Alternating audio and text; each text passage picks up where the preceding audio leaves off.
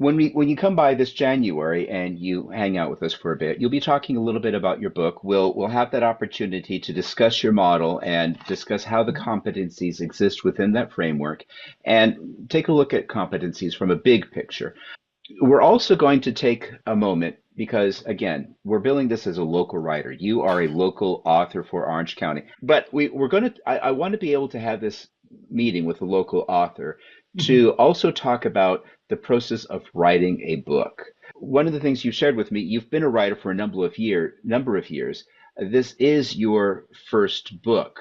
So is there a huge leap there going from article writing to book writing?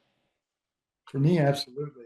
This goes from being a passive writer, talking about things, talking about, in my case, automobiles and how technology works and testing and whatever else we did, to writing about me, which is probably the most uncomfortable thing I think I have to do. Um, well, going to the dentist, of course, notwithstanding, it's really hard for me to do that because it isn't my personality is to do that. In fact, when I first wrote this, it was interesting. I sent this out to a trusted friend that I got to know and whose input I valued.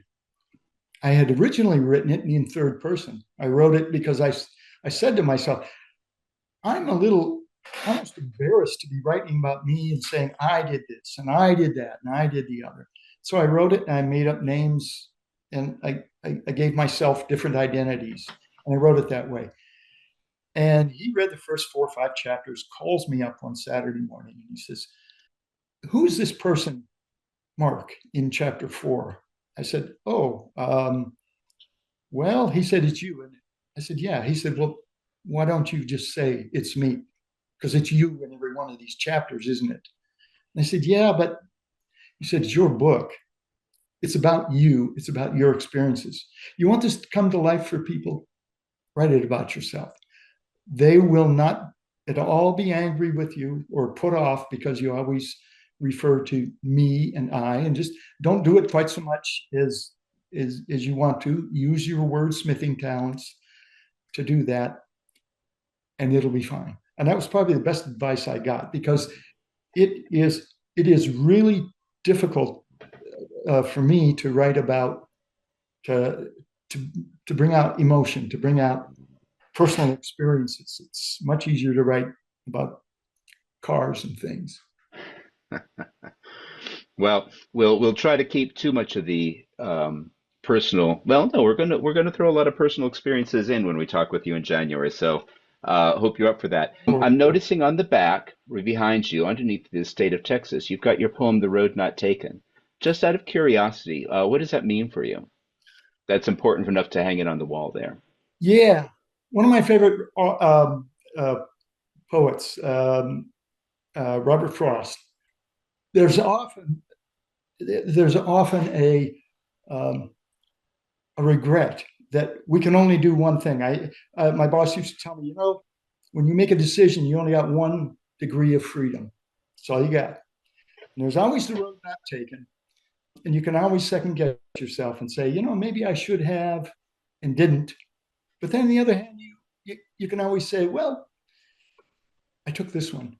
And if I reflect back on my career in 40 years in the car business, if anybody asked me, what would you do differently? Nothing. I had the greatest career ever, and I never second guessed myself. Missed some opportunities probably in life, but I'm pretty satisfied where Well, I would say that that sentiment actually applies really well for authors.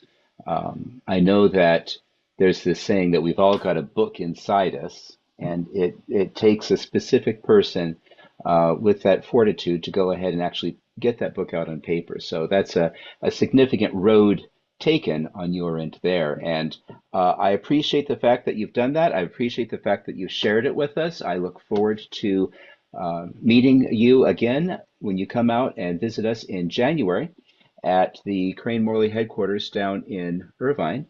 I And Dr. Heidemann, as always, a pleasure. Thank you very much for your time.